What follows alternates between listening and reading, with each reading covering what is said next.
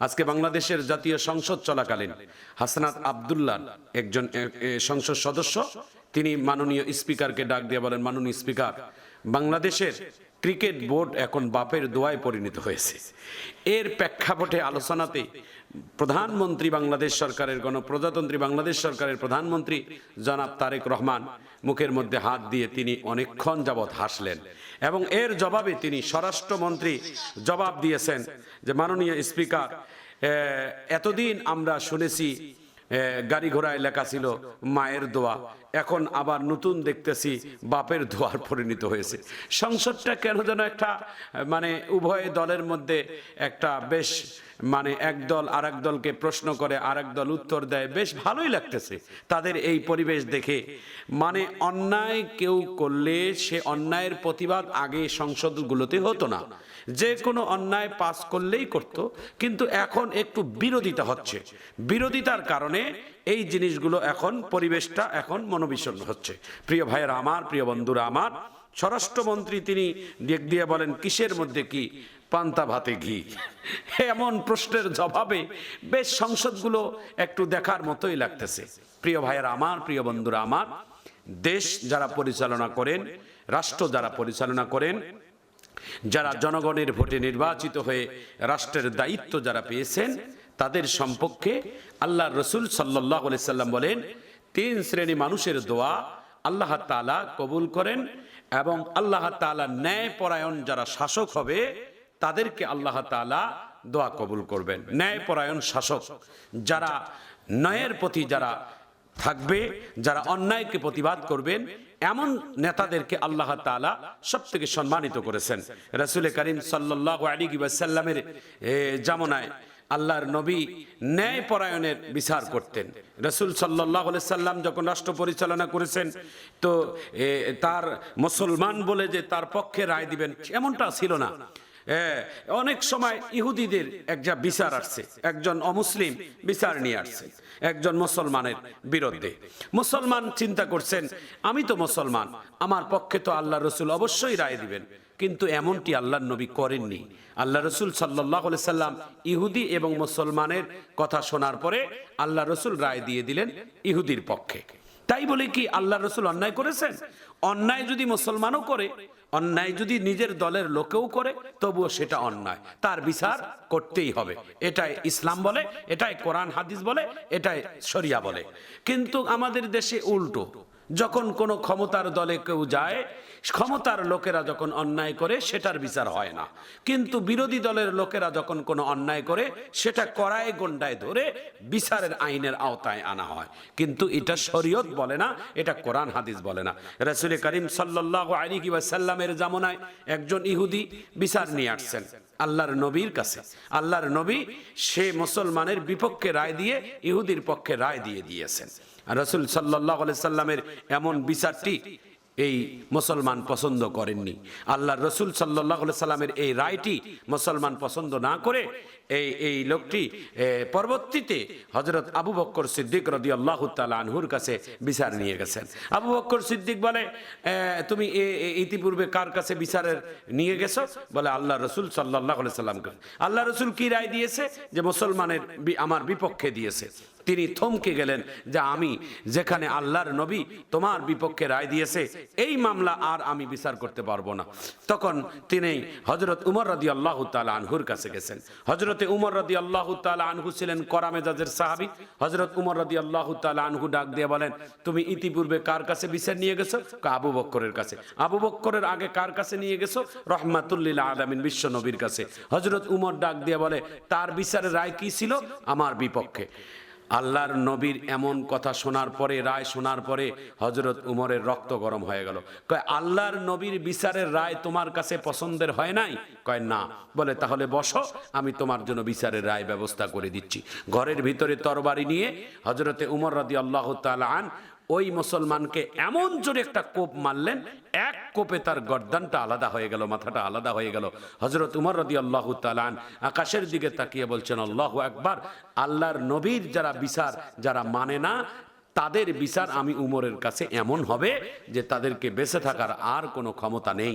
প্রিয় ভাইয়েরা আমার, প্রিয় বন্ধুরা আমার, যারা অন্যায় করবে তারা মুসলমানে হোক আর নিজের দলের হোক আর নিজের লোকেই হোক না কেন, অন্যায় তো অন্যায়। হজরতে উমর রাদিয়াল্লাহু তাআলা আনহু, সেই জামানায় হজরতে উমর রাদিয়াল্লাহু তাআলা আনহু বিচার করেছেন ইনসাফের বিচার। সম্মানিত মুআজ্জাজ হাজিরিন, এজন্য আমাদের ন্যায়পরায়ণ শাসক আল্লাহ তাআলার কাছে কামনা করব। এমন একটা শাসক থাকবে বাংলার জমিনে যিনি অন্যায়ের প্রতিবাদ করবে, ন্যায়ের পক্ষে কাজ করবে, সেটা বিরোধী দলের হোক আর নিজের দলের লোকে হোক। এটাই হচ্ছেন কোরআন হাদিসের, এটাই হচ্ছেন প্রেক্ষাপটের আলোচনা। সম্মানিত মুআজ্জাজ হাজিরিন, এই জন্য আমরা কোরআন হাদিসের যে আলোচনাগুলো বিস্তারিত করব, এটা সবথেকে বড় বিষয়টা হচ্ছে যারা অন্যায় করবে অন্যায়টাকে আমাদেরকে সাপোর্ট করা যাবে না, যারা ন্যায় করবে ন্যায়টাকে আমরা সাধুবাদী জানাবো। হজরতে আবু বকর সিদ্দিক, হজরতে উমার, হজরতে ওসমান, হজরতে আলী রাদিয়াল্লাহু তাআলা আন রাষ্ট্র পরিচালনা করেছেন। তাদের পরে তারা তাবিঈন, তাবিঈন, মুস্তাগীদিন, সিদ্দিকিন, সালিহিন, শুহাদায়ে কেরাম তারা রাষ্ট্র পরিচালনা করেছেন। প্রিয় ভাইয়েরা আমার, প্রিয় বন্ধুরা আমার, তাদের ইনসাফের রাষ্ট্র পরিচালনা তারা করেছেন। এই জন্য আমরা ইনসাফের রাষ্ট্র পরিচালনা করার জন্য আল্লাহর কাছে দোয়া করব, আমাদের দেশের শাসকদেরকে হযরত উমর, হযরত আবু বকর, হযরত ওসমান, হযরত আলীর মতো ন্যায়পরায়ণ শাসন করার তৌফিক দান করুন আমাদের রাষ্ট্র নাশক শাসকদেরকে। সবাই জোরে বলি আমিন। প্রিয় ভাইয়েরা আমার, প্রিয় বন্ধুরা আমার, রাসূল করিম সাল্লাল্লাহু আলাইহি ওয়াসাল্লাম কেমন শাসক ছিলেন? রাসূল সাল্লাল্লাহু আলাইহি ওয়াসাল্লাম রাষ্ট্র পরিচালনা যখন করেছেন, ইনসাফের রাষ্ট্র পরিচালনা করেছেন। এমন সুন্দর রাষ্ট্র পৃথিবীর জমিনে আর কোথাও ছিল না। মদিনার মতো শান্তি আর পৃথিবীর জমিনে কোথাও ছিল না। সুখ আর শান্তি এমন ভরা ছিল। রাসূল করিম সাল্লাল্লাহু আলাইহি ওয়াসাল্লাম তিনি এমন ভাবে ইনসাফের কাজ করতেন। ভাইয়েরা আমার, বন্ধুরা আমার, অনেক রাষ্ট্র থেকে, বিভিন্ন দেশ থেকে বড় বড় রাষ্ট্রদূতেরা এসে মুহাম্মদ সাল্লাল্লাহু আলাইহি ওয়াসাল্লামের রাষ্ট্র পরিচালনার পরামর্শ নিতেন যে হে নবী, আপনি কি পদ্ধতিতে রাষ্ট্র পরিচালনা করার কারণে আপনার রাষ্ট্রে এত শান্তি, এত সুখ, এত নিরাপত্তা, এত ভালো, আপনি কি ভাবে রাষ্ট্র পরিচালনা করেন, একটু দয়া করে আমাদেরকে শোনাইয়া দেন। আল্লাহর নবী মুহাম্মদুর রাসূলুল্লাহ সাল্লাল্লাহু আলাইহি ওয়াসাল্লাম তিনি বলেন, যখন ইনসাফের বিচার, যখন ইনসাফের সহিত রাষ্ট্র পরিচালনা করবে, তখন আল্লাহ তাআলা এমনি করে তার রাষ্ট্রের মধ্যে শান্তি দিয়ে দিবে। ভাইয়েরা আমার, বন্ধুরা আমার, কাফেলা এসেছেন, খ্রিস্টানদের বড় বড় কাফেলা, ইহুদি নাসারাদের কাফেলা, 40 জন বড় বড় ইহুদি, নাসারার, খ্রিস্টান, বড় বড় ক্যাথলিক, তারা আল্লাহর নবীর রাষ্ট্র পরিচালনা দেখার জন্য এসেছিলেন। আল্লাহর নবীর কাছে একজন সাহাবী এসে উত্তর তিনি আল্লাহর নবীর কাছে আরজ করলেন, ইয়া রাসূলুল্লাহ, ইয়া হাবিবাল্লাহ, 40 জন খ্রিস্টান, ক্যাথলিক বড় বড় এসেছেন আপনার সাথে কথা বলার জন্য। আল্লাহর নবী খ্রিস্টান বলে তাদেরকে হেয় প্রতিপন্ন করে নাই। আল্লাহর নবী বলেছেন তারা মেহমান, আমার রাষ্ট্রে এসেছে, আমার দেশে এসেছে, তাদেরকে ভালো জায়গা করে দাও বসার জন্য। সাহাবীরা বললেন, ইয়া রাসূলুল্লাহ, ইয়া হাবিবাল্লাহ, আপনি বলেন কোথায় বসার ব্যবস্থা করবেন? একদল সাহাবী বললেন, উহুদের পাহাড়ের পাশে ছায়া আছে, সেখানে ব্যবস্থা করে দিলে কেমন হয়? আল্লাহর নবী বলেন, বিদেশি মেহমানদেরকে পাহাড়ের পদদেশে বসাইলে সম্মান ঠিক থাকবে না, এর থেকে ভালো জায়গায় দেখো। আল্লাহর নবীর আর একদল সাহাবী বলেন, মদিনার ভিতরে আজওয়া খেজুরের বাগান, আজওয়া খেজুরের বাগানের তলদেশে ছায়া আছে, সেখানে বসার ব্যবস্থা করা যাক। আল্লাহর নবী বলে, বিদেশি মেহমানদেরকে এমন জায়গা দিলে হবে না, আরো ভালো জায়গা। সাহাবীরা বলেন, ইয়া রাসূলুল্লাহ, ইয়া হাবিবাল্লাহ, আপনি বলেন কোন জায়গায় দিলে তাদের ব্যবস্থা সম্মান টিকে থাকবে?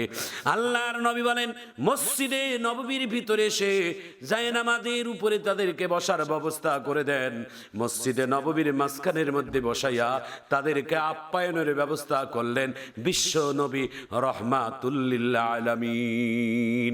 সম্মানিত মুআজ্জাজ হাজিরিন, একজন খ্রিস্টান পাদ্রীদের এমন সম্মান দেখানোর কারণে, এমন ইজ্জত করার কারণে ওই খ্রিস্টান 40 জন ক্যাথলিক তারা আল্লাহর নবীর উত্তম আদর্শ আর চরিত্র দেখে, উত্তম ব্যবহার দেখে তারা সবাই কালেমা পড়ে মুসলমান হয়েছে।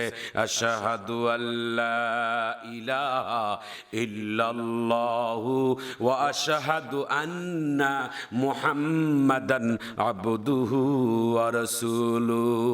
ভাইয়েরা আমার, বন্ধুরা আমার, বাংলাদেশের সংসদ সদস্য হাসনাত আব্দুল্লাহ এনসিপি থেকে তিনি নির্বাচিত হয়েছেন। তিনি আজ সংসদের মধ্যে উপস্থাপন করতে গিয়ে একটা কথা বলেছেন, মাননীয় স্পিকার, বাংলাদেশের ক্রিকেট বোর্ড দল খেলোয়াড় হচ্ছে এখন বাপের দোয়ায় পরিণত। তার প্রেক্ষাপটের আলোচনা শুনে তিনি স্বরাষ্ট্রমন্ত্রী জবাব দিয়েছেন, কিসের মধ্যে কি, পান্তা ভাতের ঘি। ভাইয়েরা আমার, বন্ধুরা আমার, তিনি মাননীয় স্বরাষ্ট্রমন্ত্রী উত্তর দিয়েছেন, এতদিন শুনেছি আমরা মায়ের দোয়া, বিভিন্ন গাড়ি বাড়িতে লেখা আছে মায়ের দোয়া, আজকে নতুন আঙ্গিনে শুনতেছি বাবার দোয়া। এই প্রেক্ষাপটের কথা মধ্যে মাননীয় প্রধানমন্ত্রী জনাব তারেক রহমান বুকের মধ্যে হাত দিয়ে তিনি সুন্দর করে মুস্কি মুস্কি হাসতেছেন। সংসদ সদস্যগুলোর এত প্রাণবন্ধন চলতেছে, একজনের প্রশ্ন আর একজনের উত্তর, একজনের কথা আর একজনের নীরবে উত্তর দিচ্ছে। এমন একটা সংসদ আমরা বাংলার জমিনে দেখেছি যেখানে কোনো মারামারি নাই, উত্তেজিত নাই, যেখানে সুন্দর পরিবেশে সংসদ পরিচালনা হচ্ছে। তার মানে হচ্ছে সংসদের স্পিকার হচ্ছেন একজন নামাজি, সংসদের সদস্যরা সবাই নামাজি। আমার ভাইয়েরা, আমার বন্ধুরা, সংসদের মধ্যে সব থেকে প্রাণবন্ধন একটা পরিবেশ হলো বাংলাদেশের অনেক সংসদ সদস্যরা নামাজি, টুপিওয়ালা, দাড়িওয়ালা, আলেম ওলামা, সবাই আরবি কোরআনের উপর তাফসির নিয়ে যারা কথা বলে, এমন সংসদের মধ্যে পরিবেশ দেখে আমাদের মন ভরে যায়।